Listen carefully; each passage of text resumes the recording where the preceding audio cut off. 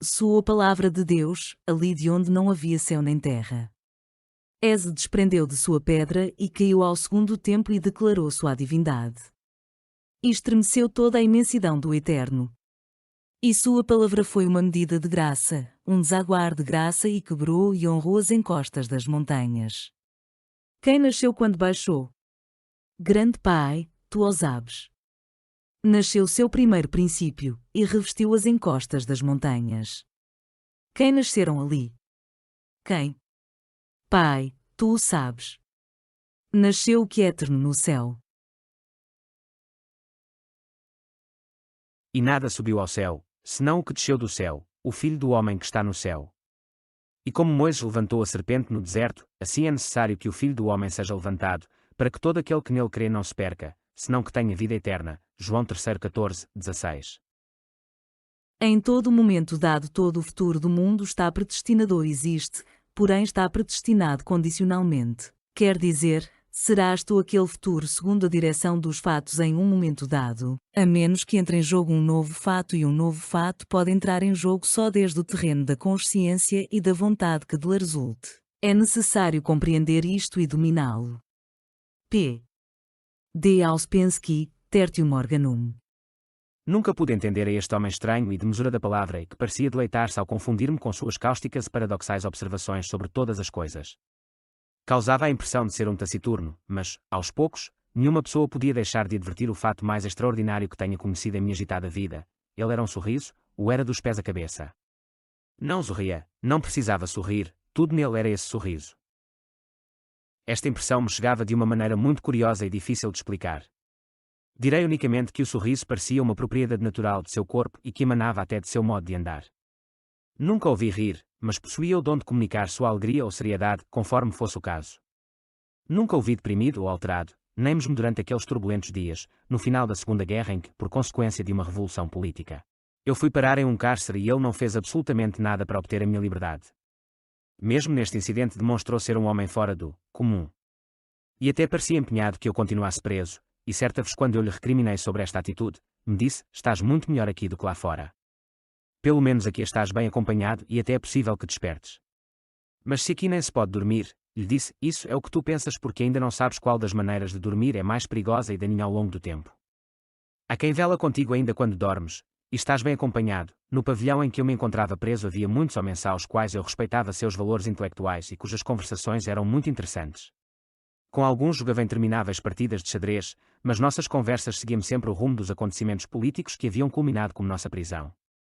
Assim numa tarde meu amigo me visitou carregado de presentes de Natal. Segues dormindo? Foi toda a sua resposta. Esse dia conversamos durante um bom tempo, e me ocorreu perguntar-lhe, como é que tu vens visitar-me sempre e não tens desaparecido como os demais que fugiram quando se inteiraram de minha condição? Sou mais que um amigo, eu sou a amizade que nos une. Não pude evitar um sorriso com o qual quis dizer-lhe que não era o momento adequado lançar-me seus paradoxos, e insiste, mas como é que mesmo sabendo que você é meu amigo a polícia não o tem detido? Sua resposta foi tão incompreensível como todo o demais, a amizade nos protege. E protege a ti também, ainda que é de outra forma, e depois de um instante de silêncio, acrescentou. Não me compreendes porque, todavia dependes deles, assim como eles dependem de ti.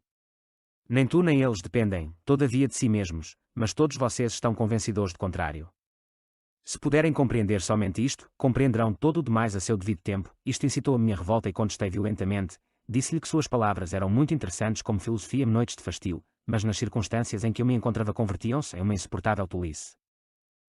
Além disso, acrescentei muito exaltado e empregando termos impossíveis de publicar, como vou depender destes, que para a única coisa que servem é para lamber as botas desse ditadorzinho de Iraque. Ou porventura dependo daqueles cretinos que se apoiam na força e cacarejam sua popularidade quando têm a oposição amordaçada. Também depende daqueles que perseguem a inteligência e falam de progresso.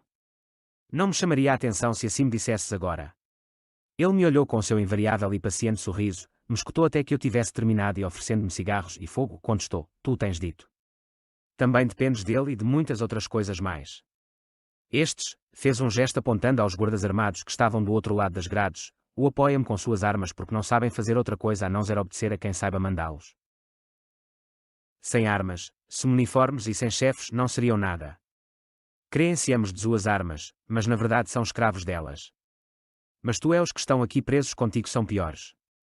Estes vestem uniformes porque têm medo de andar sozinhos na vida, porque não podem fazer mais nada produtivo para o mundo, também levam um uniforme na cabeça. Mas vocês são piores, vocês dizem que são homens de intelecto e na realidade são uns tolos enamorados de suas tolices. Vocês apoiam esta ditadura e quanta ditadura há, as apoiam muito melhor e mais eficientemente que os outros, seu apoio corre de muitas maneiras, mas principalmente por meio da estúpida soberba que os faz viver de costas para a verdade. E não só a apoiam, a fortalecem. Sim, vocês são piores que honradamente são ignorantes. E, sem dúvida, nenhum de vocês tem verdadeiramente a culpa, disse-me isto tão calma e seriamente que fiquei mudo. Passou um bom tempo antes que lhe perguntasse. O que é que ignoramos? Um fato muito simples que na realidade é uma verdade física, mas que todos vocês creem que se trata unicamente de um preceito ético impossível de levar à prática. Certamente o leu ou ouviu alguma vez, não resistiu ao mal, todos estes preceitos foram dados ao mundo por verdadeiros sábios. Só um punhado de seres na história da humanidade pôde descobrir que são verdades realmente científicas. A ciência ordinária, de certo, negará isto porque crê que a ética é algo separado daquilo que se chama matéria, sem advertir que é justamente o que a condiciona e vivifica a matéria e até cria suas formas. Há muito tempo houve um verdadeiro sábio entre os homens da ciência e se chamou Mesmer. A ciência o perseguiu e os seus trabalhos foram ignorados. É o destino de todo aquele que descobre a verdade. Hoje em dia o mesmerismo passa por uma forma de charlatanismo, e o curioso é que são justamente os charlatões da ciência os que mais falam contra o charlatanismo de Mesmer. Alguns dos que estudaram Mesmer para fazer curas magnéticas, aproximaram-se à verdade que ele deixou oculta em seus aforismos. Mas somente alguns, muito poucos, perceberam que o que é sim também pode ser não, que o sim é uma verdade relativa ao não, como o bom é relativo ao mau. Mas logo terás a oportunidade de inteirar-te disto, porque afinal fizeste uma pergunta que vale a pena. Devo confessar que as palavras deste amigo sempre me pareceram coisas de louco.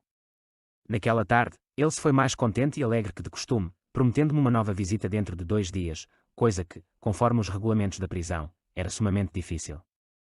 Quando lhe observei isso, disse-me, tu sabes andar de bicicleta, verdade? Naturalmente, disse-lhe, bem, quem sabe andar em sua própria bicicleta pode andar em qualquer outra. Que diachos tinha que ver a bicicleta com a sua visita? Muitas vezes fiz-me esta e outras perguntas surgidas de suas palavras. Ainda as sigo fazendo sem encontrar uma resposta adequada. Devo também confessar que a razão indicava-me que este homem era louco, mas eu sentia um carinho singular para com ele, quero representá-lo assim, atuando em uma circunstância importante de minha vida, naquele acontecimento que marcou o fim de uma carreira à qual eu havia dedicado todas as minhas forças e todo meu entusiasmo. Foi na verdade um rude golpe, o que sofri ao perder aquela situação conquistada após longos anos de árduo trabalho, mas, quando disse todas essas coisas a meu amigo, ele se limitou a responder, é o melhor que te podia haver ocorrido. Agora, só de ti depende que teu despertar não te cause maiores sofrimentos, e, continuando, disse-me muitas coisas que nesse momento tomei como palavras com as quais ele queria consolar-me ao insistir em que eu possuía certas qualidades pessoais indicativas da promessa de um despertar. Certamente este relato não tem como finalidade fazer minha autobiografia nem detalhar os pormenores de minha agitada existência, antes e depois deste acontecimento. E se devo anotar alguns fatos pessoais é porque necessito proporcionar alguns antecedentes que expliquei a meu amigo e que também sirvam para substanciar os escritos que me pediu que publicasse nesta data, com a finalidade de aumentar o número dos nossos. Recordo que cada vez que lhe perguntei o que significava isso de os nossos e quem eram, respondeu-me, uma classe muito especial de abelhas que se dá só de vez em quando e com grandes esforços. Tal foi a vontade de meu amigo, e eu a cumpro não somente por haver empenhado minha palavra, senão porque percebo em tudo isto algo que talvez tenha um valor que me escapa. Até é possível que algum dos leitores saiba do que se trata e possa explicar-me este homem. Também é necessário que faça uma confissão. Não sei como se chama, jamais me deu seu verdadeiro nome, salvo uma vez, a mim, jamais me ocorreu fazer-lhe essas perguntas de praxe que exigem nome e sobrenome, idade, nacionalidade, profissão, etc. Talvez algum de vocês o conheça ou tenha tido notícias dele. E digo isto porque, naquela oportunidade em que quis abordar este aspecto de seu ser, deixei que vislumbrasse meu interesse por sua origem e demais coisas que ele nunca explicava espontaneamente, como em geral o faz todo o homem a fim de inspirar confiança aos demais. Meu amigo era muito diferente de todas as pessoas que conhecia em minha vida e parecia não lhe importar, absolutamente nada, a impressão que causava. De modo que, quando surgiu a questão do meu interesse em sua identidade, disse estas enigmáticas palavras, quem verdadeiramente o queira, pode conhecer-me. Só faz falta o querer para começar. Estou em geral em todas as partes e em nenhuma em particular. A quem me chama, vou. Mas isto é só uma maneira de dizê-lo, porque a realidade é outra. Poucos sabem me chamar, e costuma ocorrer que, quando acudo a estes, espantam-se, perdem a cabeça e começam a molestar-me com muitas perguntas. Quem és? Qual o teu nome? Do que vives? Em que trabalhas? E assim pelo estilo. Nunca respondo a estas impertinências porque, se o homem não sabe o que quer, é melhor que tampouco saiba nada de mim. Ocorre também que, aqueles que me buscam sem se darem conta, ou decidem não me prestar nenhuma atenção, ou atribuem tudo a eles mesmos. Há também os que me consideram mau. Mas é somente natural que assim ocorra nesta época de franca degeneração da inteligência humana. Desbarato os sonhos dos homens e não lhes deixo uma só ilusão em pé. Poucos são os que se decidem manter o contato comigo, mas estes poucos são os verdadeiramente afortunados, pois têm a possibilidade de conhecer o real valor da vida. Claro está que este conhecimento tem suas responsabilidades, mas inteirar-te-ás disso a seu devido tempo. Recordo que nesta oportunidade, disse-lhe, então, alegro-me muitíssimo de não te haver importunado. Rogo-te que desculpes minha curiosidade. Não quero perder o contato contigo por nada deste mundo. Ante estas palavras, ele sorriu e acrescentou, há um meio simples de conservar o contato comigo, recordando.